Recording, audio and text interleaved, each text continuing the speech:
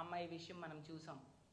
ఆ సంఘటన ఇంకా మరవక ముందే విశాఖపట్నంలో ఎందాకే ఒక ప్రేమోన్మాది తల్లి కూతుళ్ళ మీద దాడి చేయడం, అది అతి క్రూరంగా దాడి చేయడం, తల్లి చనిపోవడం, ఆ అమ్మాయి చావు బ్రతుకులతో పోరాడుతూ ఉండే పరిస్థితిలో ఉండడం జరిగింది.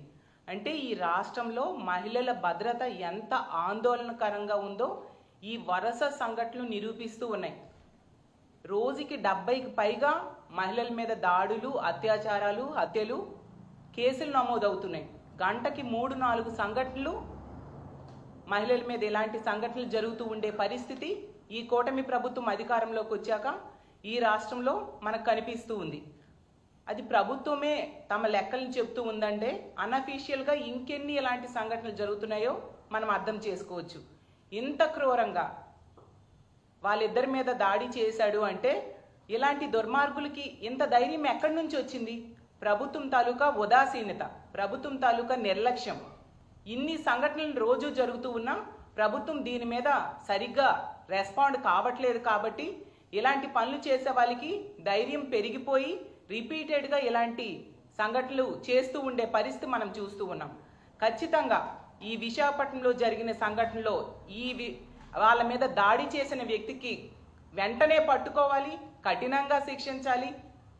తల్లిదండ్రులు, ఇంట్లో వాళ్ళు కోరుతూ ఉన్నారు బంధువులు ఉరిశిక్ష వేయాలని. అలాంటి కఠినమైన శిక్షలు వేయాల్సిన అవసరం ఉంది. అదే విశాఖపట్నంలో గతంలో నీరబ్ శర్మ అనే వ్యక్తి పెదగంటి అడిలో ఒక అమ్మాయి మీద దాడి చేసి పారిపోతే ఈ రోజు కూడా పట్టుకోని పరిస్థితి. సాక్షాత్తు హోమ్ మినిస్టర్ నివాసం ఉంటున్న జిల్లా విశాఖపట్నం. అలాంటి దగ్గరే ఇన్ని సంఘటనలు జరుగుతున్నా కూడా ఎటువంటి చలనం కూడా ప్రభుత్వంలో కనిపించట్లేదు. ప్రభుత్వం తాలూకా ఉదాసీన వైఖరిని అలుసుగా తీసుకొని ఈరోజు ఇలాంటి సంఘటనలు రిపీట్ అవుతూ ఉండే పరిస్థితి మనకు కనిపిస్తూ ఉంది. హోమ్ మినిస్టర్ గారి సొంత జిల్లాలోనే ఇప్పటికీ 22 పోక్సో కేసులు నమోదయ్యాయి. బాలికల మీద, మైనర్ బాలికల మీద ఇలాంటి సంఘటనలు జరిగాయి అంటే ఎంత దురదృష్టకరం మనం అర్థం చేసుకోవచ్చు. ఇలా రాజమండ్రి విషయమే తీసుకుంటే ఇందాకే తల్లిదండ్రులు వచ్చి మా అధ్యక్షులైన జగన్మోహన్ రెడ్డి గారిని కలవడం జరిగింది. జగనన్న ఆ కుటుంబానికి మా పార్టీ అండగా ఉంటుందని చెప్పడం జరిగింది. ఆ కుటుంబానికి, ఆ పాపకి న్యాయం జరిగేంత వరకు కూడా సహాయ సహకారాలు అందిస్తాము, న్యాయ పోరాటానికి పూర్తి సహాయ సహకారాలు అందిస్తామని చెప్పి ఆ కుటుంబానికి ధైర్యం చెప్పడం జరిగింది. 10 రోజులు అవుతూ ఉంది రాజమండ్రి సంఘటన జరిగి.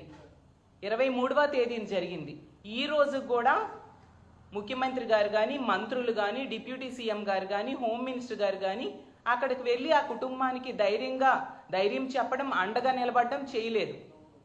కనీసం సీసీటీవీ ఫుటేజ్ కూడా ఈ రోజుకి తల్లిదండ్రులకి ఇవ్వని పరిస్థితి మనకు కనిపిస్తూ ఉంది. ఎంత నిర్లక్ష్యము ప్రభుత్వానిది అనేది క్లియర్గా అర్థమవుతూ ఉంది. అలాగే తీసుకుంటే ఇప్పుడు ఈ సంఘటన జరిగింది. ఇన్ని సంఘటనలో కూడా ప్రభుత్వం ఈ దిశ యాప్ను కనుక కొనసాగించుంటే ఇలాంటి సంఘటనలు జరిగేవా? కొన్ని శక్తి యాప్ అని దిశ యాప్కి పేరు మార్చి వీళ్ళు తీసుకొచ్చారు. గతంలో అదే దిశ యాప్కి వేటకారం చేసిన వ్యక్తులు ఈరోజు అదే దిశ యాప్ని పేరు మార్చి శక్తి యాప్ అని చెప్పారు. హోమ్ మినిస్టర్ గారు చెప్తూ ఉన్నారు శక్తి టీమ్స్ పనిచేస్తూ ఉన్నాయని. ఏవా శక్తి టీమ్స్? మరి ఎందుకు వరుస సంఘటనలు జరుగుతూ ఉన్నాయి? ఎంత నిర్లక్ష్యంగా వీళ్ళు ఉండడం సమంజసమా? ఈ రాష్ట్రంలో మహిళల భద్రత గాలిలో దీపంలా ఉండాల్సిందేనా? అడుగడుగునా చూస్తే ఎక్కడైనా నిందితులు, బాధితులు ఉంటారు. బాధితులకి ప్రభుత్వం అండగా నిలబడాలి, నిందితులకి కఠినంగా శిక్షించాలి. ఈ కూటమి ప్రభుత్వం అధికారంలోకి వచ్చాక మాత్రం నిందితులకు అండగా నిలబడుతుంది, బాధితులకి ఎటువంటి సహాయ సహకారాలు అందించని పరిస్థితి మనకు క్లియర్గా ప్రతి సంఘటనలో కూడా కనిపిస్తూ ఉంది. ఈరోజు తీసుకుంటే ఈ రాష్ట్రంలో ఆడపిల్లలు ఇంట్లో ఉన్న రక్షణ లేదు, బయటికి వెళ్ళినా రక్షణ లేదు, స్కూల్కి వెళ్ళినా రక్షణ లేదు, కాలేజ్కి వెళ్ళినా రక్షణ లేదు. ఇంత దారుణమైన సంఘటనలు వింటూ ఉంటే చాలా బాధాకరంగా ఉంది. ఈవెన్ ఉమ్మడి విశాఖపట్నం జిల్లాలో తీసుకుంటే ఆ రాంబిల్లిలో చూసాం. ఆ అమ్మాయి ఆ ప్రేమ కోసం ఒకడు వేధిస్తున్నాడు అని చెప్పి జైలుకి వెళ్ళి వచ్చాక కూడా ఆ అమ్మాయి కంప్లైంట్ ఇస్తే ప్రభుత్వము, పోలీసులు నిర్లక్ష్యం వలన అతను హత్య చేయడం జరిగింది. అలాగే ఏటుకొప్పాకలో 4 సంవత్సరాల బాలిక మీద అత్యాచారం చేయడం జరిగింది. మేము వెళ్ళి ఆ 2 సంఘటనలు కూడా ఆ కుటుంబానికి ధైర్యం చెప్పడం జరిగింది. అలాగే తీసుకుంటే ఎన్నో సంఘటనలు, ముచ్చుమరి సంఘటన, అత్యాచారం చేసి ఆ బాలికని ముక్కలుగా చేసి విసిరి పారేశారు.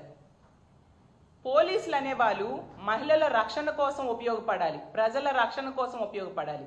కానీ ఈ కూటమి ప్రభుత్వం అధికారంలోకి వచ్చాక పోలీసుల్ని రెడ్ బుక్ రాజ్యాంగం ఎలా అమలు చేయాలి దాని మీద ఉపయోగిస్తున్నారు తప్ప శాంతి భద్రతల పరిరక్షణ కోసం కానీ మహిళల రక్షణ కోసం కానీ ఉపయోగించని పరిస్థితి మనకు క్లియర్గా అర్థమవుతూ ఉంది. ఇంత దారుణమైన పరిస్థితులు నెలకొనుంటే అసలు ఈ ఆంధ్రప్రదేశ్ రాష్ట్రంలో ఆడపిల్లల తల్లిదండ్రులు తమ పిల్లల్ని బయటికి పంపాలంటే భయపడే పరిస్థితులు రోజు రోజుకి ఎక్కువైపోతూ ఉన్నాయి. కాబట్టి మేము ముందు నుంచి కూడా ఈ ప్రభుత్వాన్ని వేడుకుంటూ ఉన్నాం. మహిళల భద్రత అనేది ప్రభుత్వం తాలూకా ప్రథమ ప్రాధాన్య అంశము. కాబట్టి దానికి ప్రాధాన్యత ఇవ్వండి. మీరు ఇన్ని సంఘటనలు జరుగుతూ ఉన్నా ఎందుకు వీటి మీద ఒక సమీక్ష లాంటివి నిర్వర్తించడం లేదు?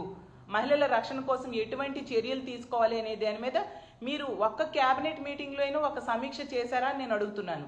ఇప్పుడు రాజమండ్రి ఫార్మసీ అమ్మాయి ఇష్యూలో తీసుకుంటే 10 రోజులైనా కూడా ఆ ఇష్యూ మీద ఒక హోమ్ మినిస్టర్ గారు కనీసం సమీక్ష చేశారా?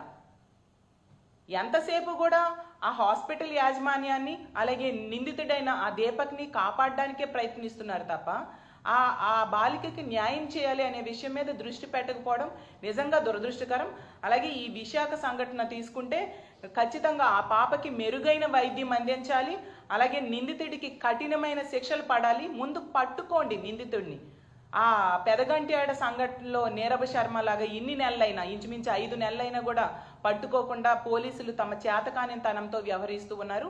అలా కాకుండా ఈ నిందితుడిని వెంటనే పట్టుకోవాలి.